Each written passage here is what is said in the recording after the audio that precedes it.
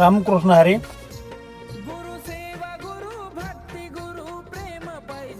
बघा, सर्व समाज हितासाठी एक महत्त्वाचा संदेश आहे की भगवंताने आपल्याला हे जे पूर्ण ध्येय दिलेलं आहे, ह्या ध्येयामध्ये 3 रूप दडलेले आहेत. हे म्हणजे कोणते कोणते आहेत? पहिलं आहे दानव, दुसरा आहे मानव आणि तिसरा आहे देव. तर हे 3 रूप आपल्याला भगवंताने साक्षात आपल्या शरीरामध्ये अवतरित झालेले आहेत. पंचतत्व भगवंताच्या अनुषंगाने आपल्या शरीरामध्ये हे अवतरित आहेत. तर ह्याचा आपल्याला सदुपयोग करून आणि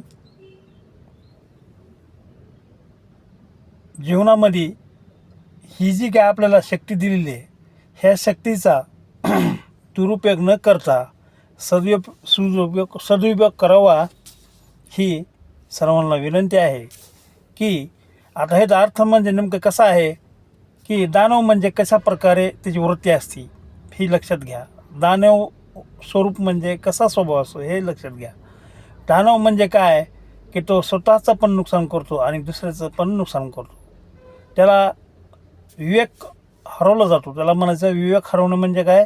बुद्धिभ्रष्ट होणे. आणि बुद्धिभ्रष्ट झाले की त्याला सत्य असत्य, समोरचा व्यक्ती आणि नातं किंवा समोरच्याची किंमत, त्याची स्वतःची किंमत त्याला समजून येत नाही.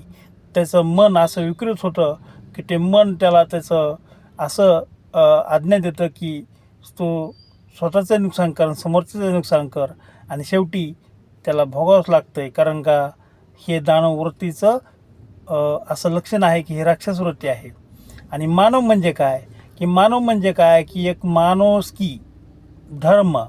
माणुसकी धर्म म्हणजे काय की एक स्वतःच्या मनामध्ये सद्भावना अशा व्यक्त होतात की जेणेकरून जे व्यक्ती धर्माला धरून कर्म करतो तोच व्यक्ती समोरच्याच्या आनंदामध्ये किंवा सुखामध्ये आनंद व्यक्त करतो, जेणेकरून समोरच्याचं चांगलं व्हावं अशी ती सदैव अपेक्षा असते. असा व्यक्ती तोच म्हणजे मानव. आणि देवरूप म्हणजे कसं की देवरूप असं आहे की स्वतःचे नुकसान करूनही समोरच्याचं जर कल्याण करत असेल तर त्याला देवगुण्या आणि देवरूप म्हणायचं. असे हे 3 रूपाचे रूप आहेत. पण ह्याचा सदुपयोग केला तर तुमचे